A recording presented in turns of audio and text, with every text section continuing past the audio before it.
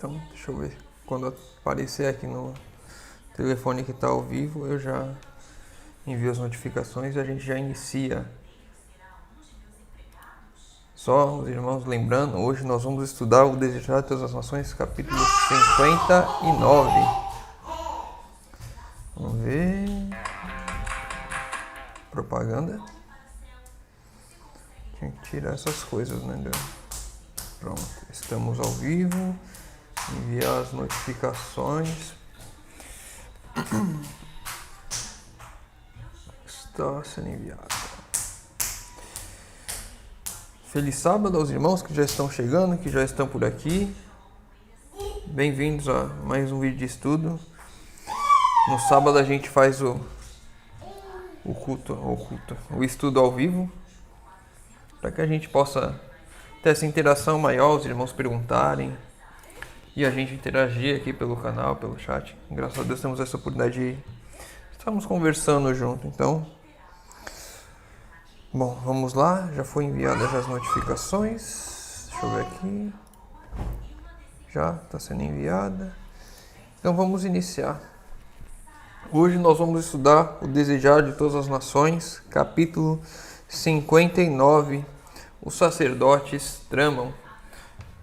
No sábado a gente leu o meu resumo completo, eu não resumo ele porque a gente pode ficar aqui um pouquinho mais de tempo, a gente pode conversar, pode discutir um pouco mais.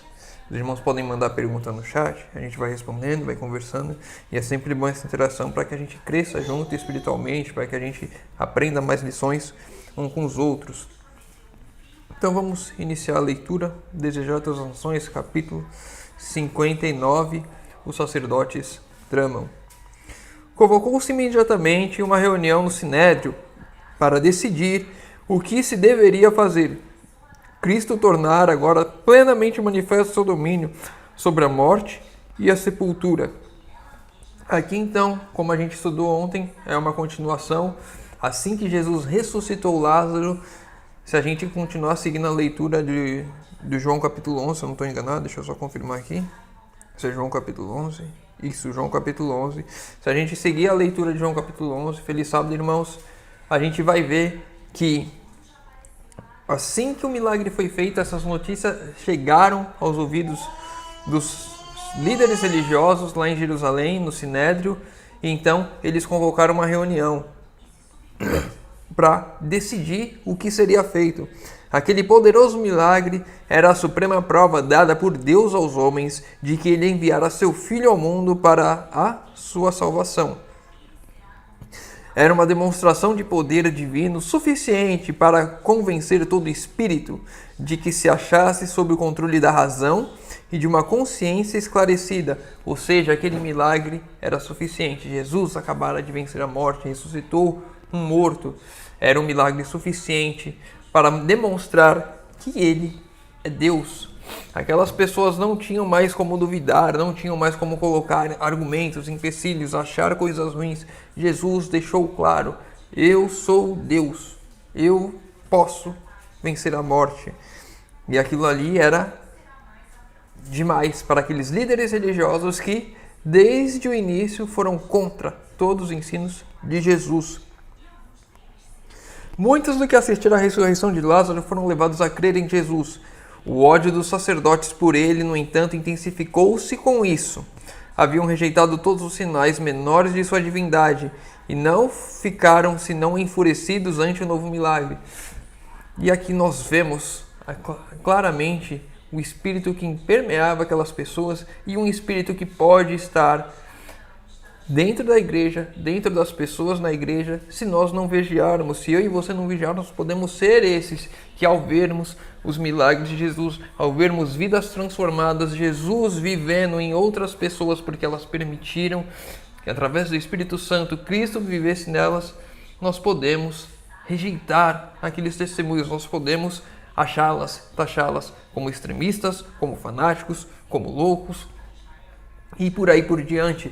Quando a minha religião, quando as minhas vontades, quando o meu querer está acima de tudo, feliz sábado, quando a minha vontade, o meu querer está acima de tudo, quando eu e a minha vaidade, o meu ego é a coisa mais importante, eu acabo por rejeitar manifestações de Cristo como essa. Jesus operou um milagre inquestionável e as pessoas rejeitavam. E hoje pessoas estão se convertendo, milagres inquestionáveis acontecendo em nossas vidas.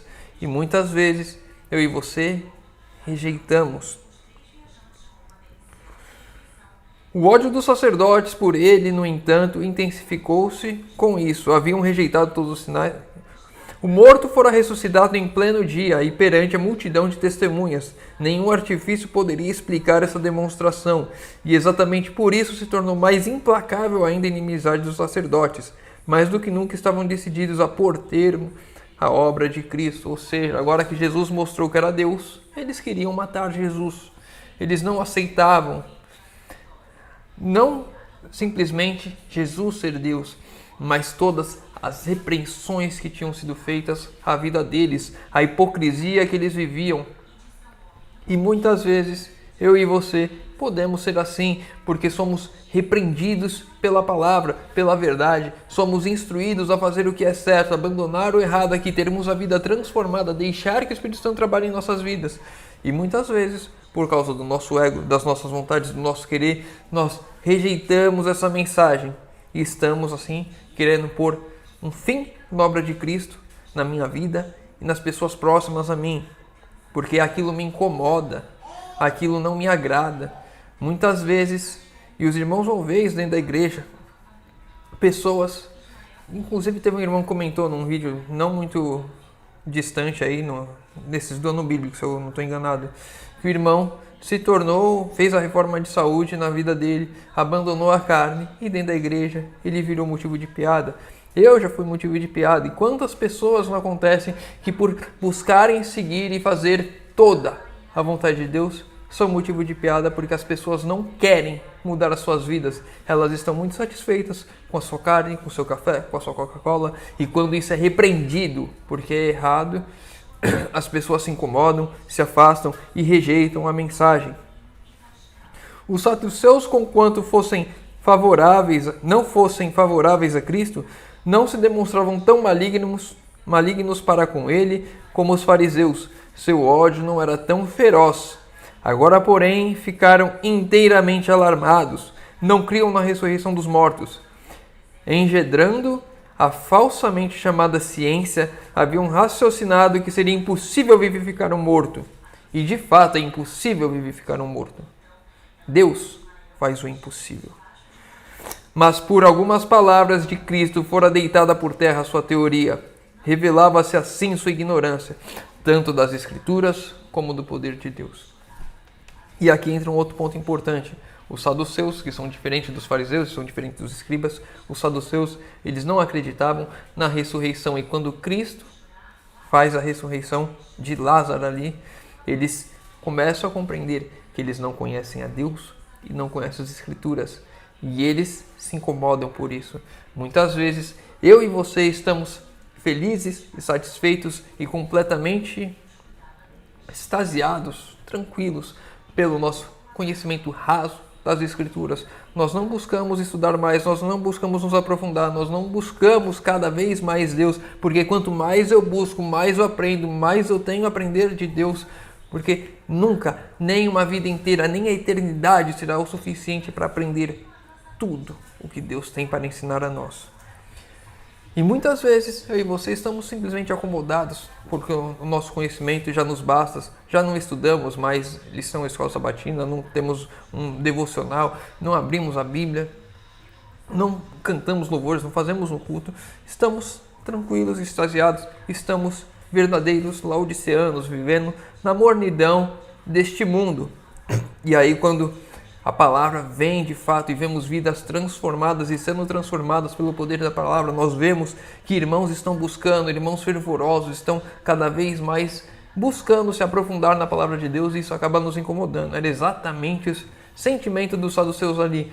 Eles não sabiam nada, eles viam que pessoas estavam aprendendo, que Deus estava se revelando entre eles e eles estavam incomodados com isso. Até então não havia os saduceus animado o plano de condenar Cristo à morte, mas depois da ressurreição de Lázaro, assentaram que só por sua morte poderia deter suas destemidas acusações contra ele.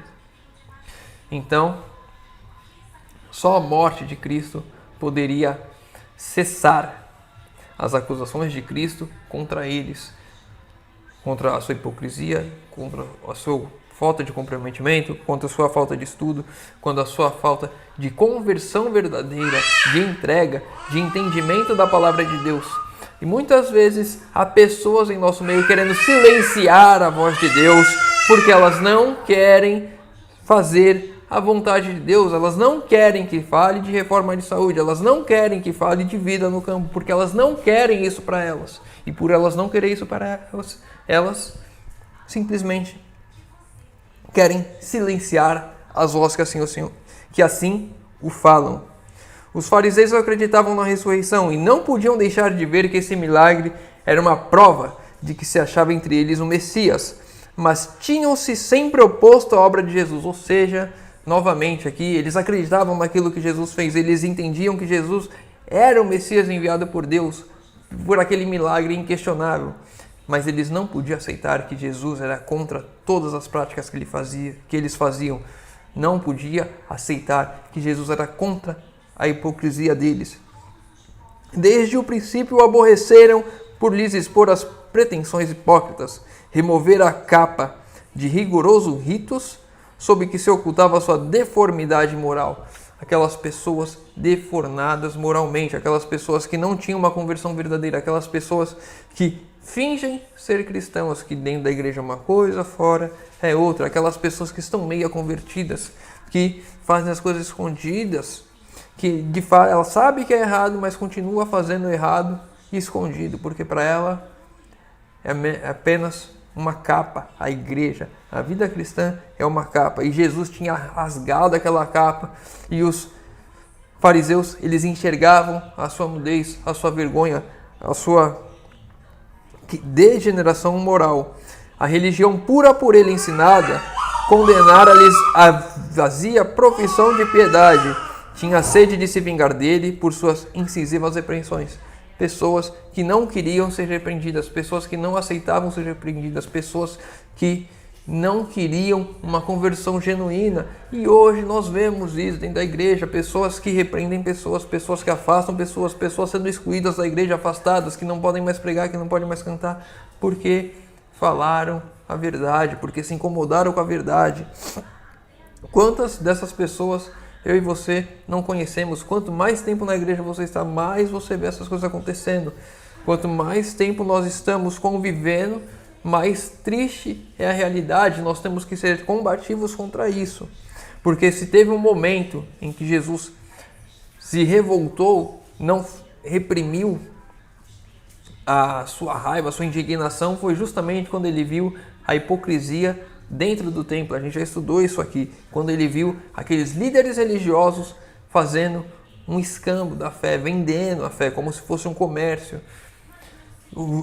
dentro de todas as suas hipocrisias, vivendo tão degradadamente. Os milagres por ele operados no sábado foram todos para alívio dos aflitos, mas os fariseus procuravam condená-lo como transgressor do sábado. Ou seja, mesmo você fazendo aquilo que é certo, as pessoas condenando você, procurando algum pelo em ovo, porque condena a vida hipócrita delas. Assim, quando os sacerdotes e príncipes e anciões se reuniram em consulta, era seu deliberado propósito fazer silenciar aquele que realizava obras tão milagrosas que causavam admiração de todos. Os sacerdotes se reuniram simplesmente para discutir como vamos calar a boca de Jesus, como vamos acabar com a obra de Jesus. Ele está fazendo coisas muito boas, e dentro dessas coisas muito boas, ele leva o povo a ele e ele fala de todas as nossas más práticas. Ele fala da nossa falta de zelo, ele fala da nossa hipocrisia, ele fala de tudo aquilo que nós estamos fazendo de errado. Ele fala de toda a nossa falsa religião e conversão. Ele está ensinando coisas que nós não ensinamos, que é contra, entra em conflito com aquilo que nós falamos, porque nós queremos ser os cabeças da lei, que as pessoas estejam submissas a nós, que as pessoas sirvam a nós, mas nós não queremos servi-los. Nós vamos estudar amanhã sobre isso, sobre a lei do reino, sobre servir. E aqueles sacerdotes eram totalmente o contrário, o que é o reino de Deus.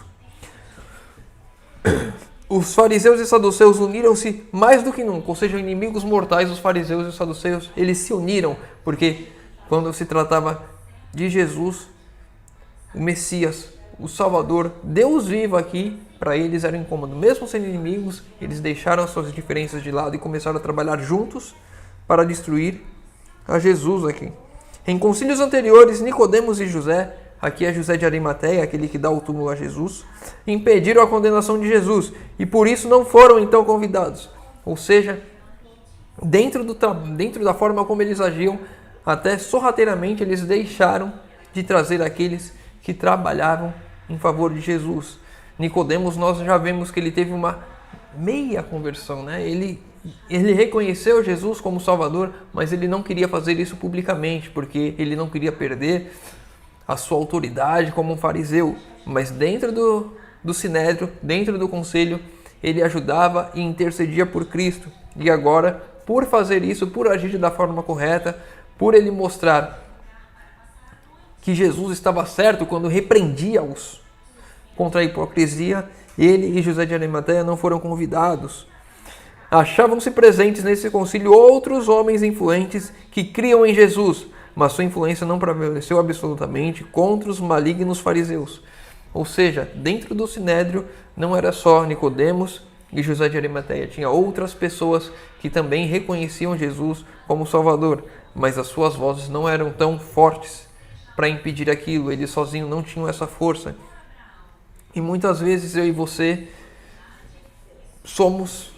devemos ser essas vozes dentro da igreja, dentro das comissões, a voz a levar e a falar da verdadeira conversão, da verdadeira vitória que temos em Cristo Jesus e não aceitar coisas como eventos da igreja regado a Coca-Cola e carne. Isso não pode estar dentro da igreja, isso daí já estava falando no Espírito de Profecia, nós lemos isso, nós vemos que temos de ter uma reforma de saúde hoje em dia. E hoje em dia as pessoas, mas se eu fizer isso eu vou afastar fulano de tal. Hipócritas que querem ficar passando a mão da cabeça de pessoas que querem continuar vivendo e fazendo as coisas erradas deste mundo. As multidões que testemunhavam suas obras de misericórdia e lhe ouviam os puros e santos ensinos sabiam que este não era usado as palavras de um violador do sábado ou de um blasfemo. Essa aqui eu já falei, peraí. Me perdi aqui, vamos continuar. Alguns dentre eles punham em dúvida a conveniência da condenação de Cristo à morte. Temiam que isso despertasse uma ressurreição entre o povo, fazendo com que os romanos negassem posteriormente certos favores ao sacerdócio e lhes retirasse o poder que ainda mantinham. Os saduceus uniam-se no ódio contra Jesus, todavia inclinavam-se à prudência nos passadar, temendo que os romanos os privassem de sua elevada posição. Pessoas que se diziam líderes religiosos, pessoas que eram estudadas na lei, ou que se diziam ser como os saduceus, que não conheciam nada, pessoas que estudavam, que ensinavam, que estavam à frente da igreja naquele tempo, tramando a morte de Jesus. E a preocupação deles com a morte de Jesus é: será que se matarmos a Jesus vamos continuar tendo a nossa posição de líderes aqui? Vamos continuar tendo o Sinédrio, que era como uma câmara independente do governo romano? Eles tinham essa autonomia que muitas outras províncias que eram escravas, que eram submissas ao governo de Roma, não tinham. Será que eles iriam continuar tendo ainda? A preocupação deles não era em saber que eles estavam condenando Deus à morte, porque eles sabiam que era Deus, principalmente depois da ressurreição. Mas a preocupação deles é: será que vamos continuar com os nossos cargos? Será que vamos continuar com a nossa influência? Será que vamos poder pregar e cantar na igreja ainda? Será que vamos poder estar à frente? Será que vamos poder continuar fazendo as nossas coisas? Pessoas tramando fazer o errado, preocupadas em continuar com as suas posições e cargos. Muitas vezes nós vemos isso dentro do nosso meio, pessoas que estão fazendo errado e a única preocupação delas é: será que eu vou continuar poder ficar pregando, cantando, Pô, será que eu vou poder continuar um líder, um diretor de algum departamento, de algum ministério? Pessoas que não estão totalmente convertidas e nem querem ser convertidas. Estão acomodadas e confortáveis com a sua falsa devoção a Deus. Nesse conselho reunido para planejar a morte de Cristo, achava-se presente a testemunha que ouvira as jactanciosas palavras de Nabucodonosor, que testemunhara a idolatria festim de Belsazar, que presenciara em Nazaré a declaração de Cristo de ser o ungido. Essa testemunha impressionava então os príncipes quanto à obra que estavam realizando. Essa testemunha era o Espírito Santo. Eles não tinham, mesmo fazendo toda essa desgraça com a vida deles, de querer condenar Jesus na morte, o Espírito Santo ainda estava trabalhando na vida deles, para que eles reconhecessem Jesus e para que eles não fizessem aquilo. Acontecimentos da vida de Cristo ergueram-se diante deles com uma nitidez que os alarmou. Lembravam-se da cena do templo, quando Jesus, então criança de 12 anos, se achava perante os instruídos doutores da lei, fazendo-lhes pergunta à vista, das quais ficavam admirados. Um milagre que, ora realizado, dava testemunho de que Jesus não era senão o Filho de Deus. Qual relâmpago surgiram-lhes no espírito, e um verdadeiro significado às Escrituras do Antigo Testamento com revelação a Cristo. Perplexos e turbados, indagaram os príncipes: que faremos? Eles sabiam que estavam fazendo errado. Eles sabiam, reconheciam Jesus como o Messias, como o Filho de Deus. Eles sabiam que estavam condenando Deus à morte. E eles sabiam que Jesus incomodava eles. Eles sentiam a dor de serem incomodados, porque a sua hipocrisia, a sua falsa adoração, o seu falso zelo com Deus, as suas vontades de continuar fazendo tudo aquilo que era errado, as suas vontades de continuar vivendo uma falsa religião, uma falsa devoção a Deus.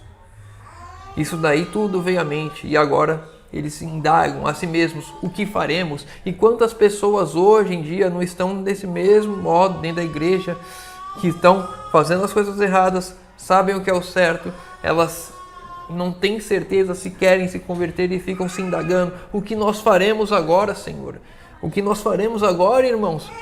Estamos aqui com a certeza de que estamos fazendo algo errado, mas os nossos prazeres, as nossas vontades, os nossos quereres nos induzem a isso. Nós queremos isso, nós queremos o errado, mas sabemos que é errado. O que faremos? Houve divisão no concílio. Sob a impressão do Espírito Santo, os sacerdotes e príncipes não puderam banir a convicção de estar combatendo contra Deus. Eles sabiam que estavam combatendo contra Deus. Eles sabiam que estavam agindo de maneira errada. Eles sabiam o que eles estavam fazendo. E é uma coisa importante que eles, quando a gente olha na história, nos evangelhos, nós vemos que eles tinham medo de condenar Jesus, de condenar João Batista, porque fizeram muito isso no passado com os outros profetas. E eles não queriam fazer agora novamente. E agora eles sabiam que estavam combatendo com Jesus, e eles olham que vão fazer exatamente a mesma coisa que fizeram durante a história passada. Vão condenar Jesus. E muitas vezes, ao nosso redor, na nossa igreja, há pessoas combatendo contra Deus, porque elas não querem uma mudança de vida. Quem não quer de fato uma mudança de vida, vai combater contra Deus, não vai aceitar a mudança que Deus faz na minha e na sua vida, se assim deixarmos que Ele faça. Não vai aceitar que você fez a reforma de saúde, ela vai desdenhar. Vou pegar um texto aqui que eu li ontem, para compartilhar com os irmãos, que faz todo sentido aqui nesse momento. Deixa eu pegar aqui. Cadê? Aqui. Está no Grande Conflito esse texto. Na versão condensada, na página 169. Aquele que não cumpre o seu dever pelo fato de estar em conflito com as vontades pessoais, perderá finalmente a capacidade de discernir a verdade do erro. Ou seja, eu que não quero abandonar o meu querer, as minhas vontades para fazer a vontade de Deus, estou o quê? Perdendo a capacidade de diferenciar o certo do errado. A pessoa que se separa de Deus, onde a verdade divina for desdenhada, ou seja, as pessoas debocham, as pessoas não querem a Deus, não querem uma conversão, não querem de fato serem transformadas por Deus. Elas estão mornas, estão satisfeitas com o pouco que elas têm. Onde a verdade divina for desenhada, a igreja será deixada em trevas. Muitas dessas pessoas que desdenham da obra que Deus tem feito nas nossas vidas, de mudança de vida de fato, de conversão, de entrega, de estudo da palavra, a reforma de saúde, a questão da vida no campo, muitas dessas pessoas têm deixado igrejas inteiras em trevas porque não querem fazer a vontade de Deus. Voltando, Desertas das Nações, capítulo 59.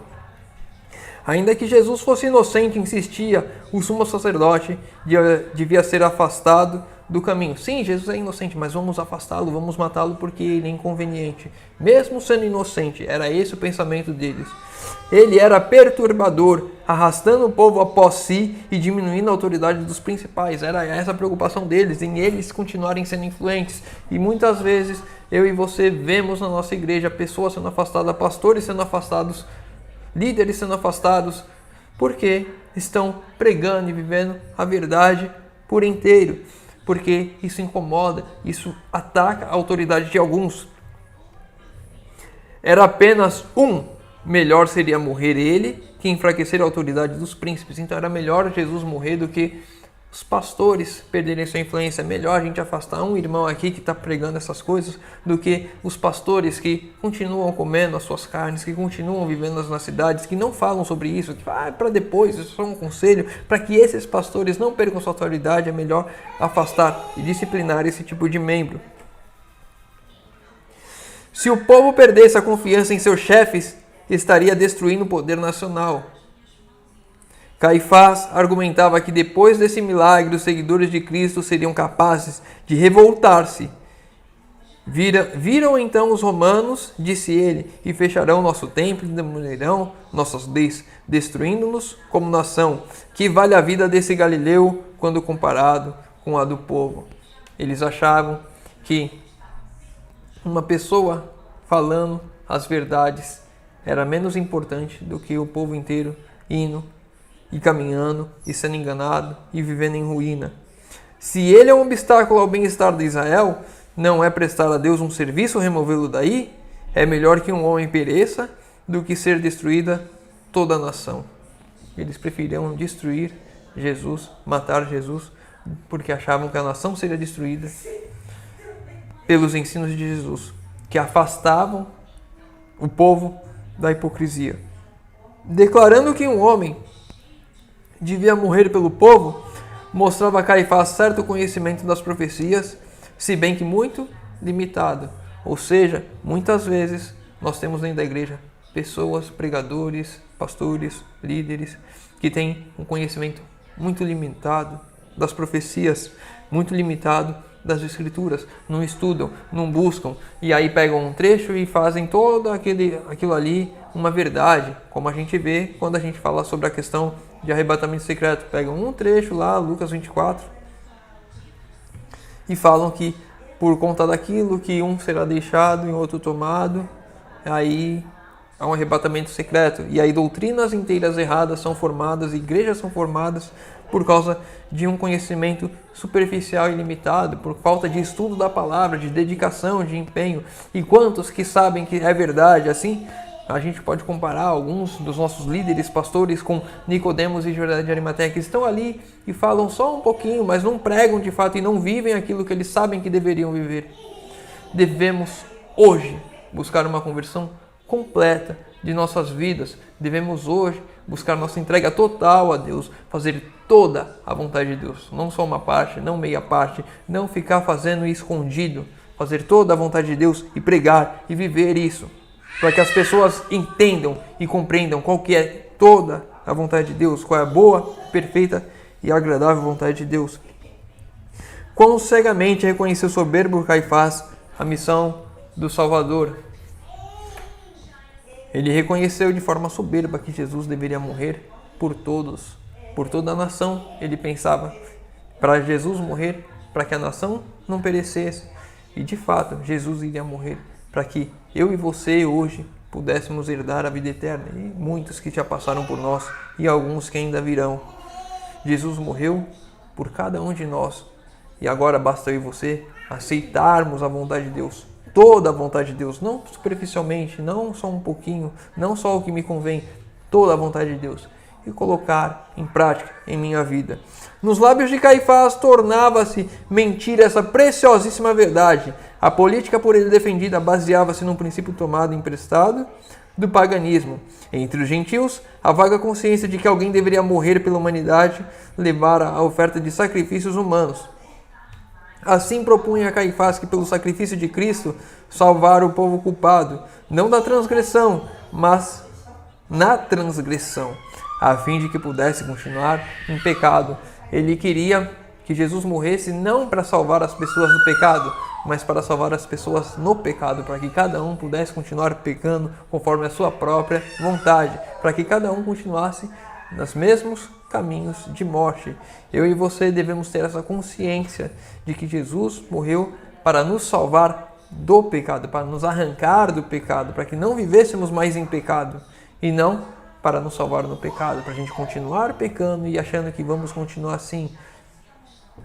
Vitória sobre o pecado. Quando Cristo vive em mim, de fato, eu posso vencer o pecado. Nesse conselho experimentaram os inimigos de Cristo profunda convicção. O Espírito Santo lhes impressionava a mente, mas Satanás esforçou-se para continuar o domínio sobre ela. Insistiu em dispor diante das ofensas que haviam sofrido por causa de Cristo. Ou seja, agora aqui o Espírito Santo mostra: Jesus é Deus. Jesus está aqui para salvar a humanidade. E Satanás mostrando: Jesus ofendeu vocês, porque vocês estão vivendo em pecado e o que ele falou vai contra a sua vontade, vai contra o seu querer, vai contra os seus prazeres. Devemos ter a certeza de que Jesus vai vir e quando ele vier, ou há uma transformação na minha vida agora, com ele vivendo em mim, ou eu vou me apegando às vontades de Satanás. Vai ter um conflito, a palavra vai vir e vai dar literalmente uma surra em mim, vai me mostrar o meu pecado, as minhas falhas de caráter. E eu e você devemos nos render à palavra para que sejamos transformados de fato e não ficar combatendo e querendo nos agarrar nas nossas coisas, querer nos agarrar ao mundo. É o momento de nos desprendermos daqui para de fato vivermos ao lado de Cristo, fazermos a vontade de Deus. Quão pouco honrara ele sua justiça. Cristo não honrou a justiça dos fariseus que se achavam puros e perfeitos, limpinhos, cheirosos, que iam à igreja todos os dias que a gente tinha culto, que iam lá, pregavam, e iam e demonstravam, davam suas ofertas. Cristo não honrou a justiça deles. Apresentavam a justiça incomparavelmente superior, a qual deviam possuir tantos quantos quisessem ser filhos de Deus. E eles não queriam abrir mão da falsa justiça deles para ter a justiça de Cristo. E eu e você hoje temos uma decisão a tomar. A minha justiça, a minha vontade, aquilo que eu acho certo, ou de fato a justiça de Deus me mostrando o quão errado eu sou, o quão longe no pecado eu fui e que Ele tem de viver em mim para me transformar, que eu preciso me desconstruir, preciso abrir mão do eu, preciso me abnegar de mim, preciso abrir mão das minhas vaidades, do meu egoísmo, do meu egocentrismo, de que achando que o mundo gira em torno de mim, de que as coisas têm que me servir. Eu tenho que abrir mão de tudo isso para permitir que o Espírito Santo trabalhe em minha vida, para que Cristo viva em mim e de fato eu seja transformado e seja chamado de filho de Deus. O diabo disse-lhes que a fim de manterem sua autoridade precisavam matar a Jesus. Seguiram esse conselho. O fato de que pudessem perder então o poder que exerciam e julgavam, motivo suficiente para chegar a uma decisão. Com exceção de alguns que não ousaram manifestar suas ideias, o Sinédrio recebeu a palavra de Caifás como palavras de Deus. Receberam palavras vindas de Satanás como palavra de Deus. Pessoas que achavam que a sua vida como era a coisa mais importante para eles. pessoas que achavam que estar na igreja, que cantar, que pregar, que ter um ministério era mais importante do que fazer a vontade de Deus de fato. Quando eu e você percebermos que as nossas vontades, que os nossos quereres, que a nossa aparência, que cargos, que status, oposição, não são importantes, aí sim abrirmos mão de tudo isso. Não que devemos deixar de ser participativos na igreja, mas que isso não deve ser importante. O mais importante é nos submetermos à palavra. E quando isso fizer sim, aí então Cristo pode viver em nós. Ficaram inteiramente sob o domínio de Satanás, para se por ele precipitados no abismo da eterna ruína. Todavia, tal era o engano deles, que se sentiam bem satisfeitos consigo mesmo. Ou seja, eles estavam errados, estavam condenando Deus à morte, estavam satisfeitos e felizes. Muitas vezes as pessoas estão fazendo aquilo que sabem que é errado. Tomam o seu café, a sua Coca-Cola, comem as suas panelas de carne cheias, maravilhosas de gordura. Estão satisfeitas consigo mesmo. Acham que não tem nada de errado. Estão sendo conduzidas à morte. Consideravam-se patriotas em busca da salvação nacional. O Salvador compreendeu a trama dos sacerdotes, sabia que ansiavam removê-lo e em breve se realizaria seu propósito.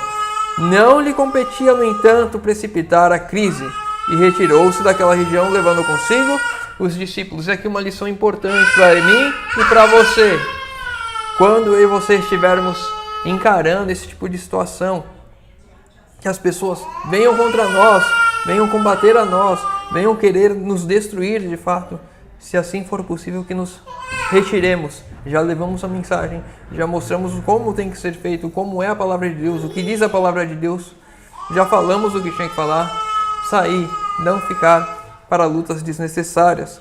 Assim, com seu próprio exemplo, reforçava Jesus as instruções de que a eles dera. Quando, pois, vos perseguirem nessa cidade, fuge para outra. Havia um vasto campo em que trabalhar pela salvação de almas, e em menos que exigissem a lealdade para com ele, não deviam os servos do Senhor arriscar a vida. Eu e você não devemos arriscar a nossa vida para pregar o Evangelho. Eu vi uma vez um rapaz, ele viu lá a mensagem, devemos pregar o Evangelho a todo mundo, e ele viu uma ilha lá próximo à Índia, uma ilha afastada, em que tinha uma tribo indígena que nunca tinha tido contato com o Evangelho, e aí ele resolveu ir lá pregar. E ele foi morto, porque eles não conheciam. Estranho, uma pessoa que não era ali do convívio deles entrou, eles mataram ele a flechadas. Não nos expormos a perigos desnecessários. Eu e você não devemos arriscar as nossas vidas, devemos sim pregar, devemos sim viver, mas se pudermos ir para outra cidade, ir para outra igreja, evitar o conflito, já deixamos a nossa mensagem, que assim façamos para evitar brigas desnecessárias, evitar o conflito, arriscar as nossas vidas. Eu e você temos de ter isso em mente. É para viver o Evangelho, é para pregar o Evangelho, mas não é para nos matarmos, não é para nos sacrificarmos, ainda não, mas quando chegar o momento, se você tiver que abrir mão da sua fé, aí você não abra mão da sua fé. Tem que deixar isso bem claro, que uma vez, num desses vídeos, eu esqueci de falar uma coisa que eu sempre falo, e o irmão veio comentar nos comentários, mas então quando vier uma lei que permita coisas que vai contra a palavra de Deus, não.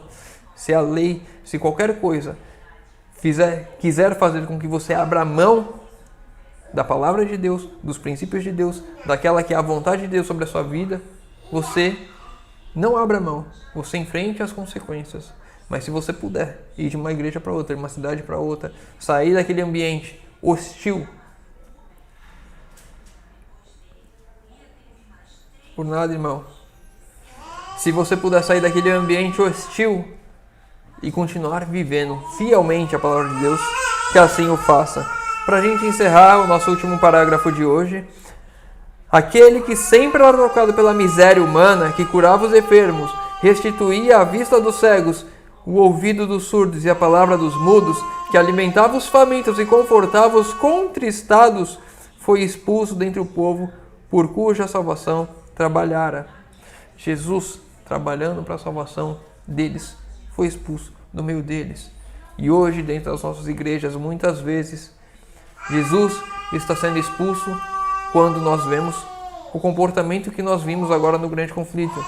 Quando a palavra de Deus é desdenhada, quando a vontade de Deus é desdenhada, quando há deboche, quando há, de fato, um menosprezo do que Deus nos pede. Quando isso acontece, a igreja, por poucas pessoas, é deixada em trevas. Cabe a nós, quando pudermos, levarmos luz ali.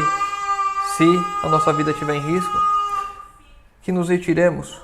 Aquele que caminhara sobre as ondas revoltas e com uma palavra impusera silêncio ao furioso bramido, que expulsara os demônios, que ao saírem o reconheciam como Filho de Deus, que interrompera o sono dos mortos, que prendia milhares por sua palavra de sabedoria, não pôde alcançar o coração dos que estavam cegos pelos preconceitos e o ódio e obstinadamente rejeitavam a luz.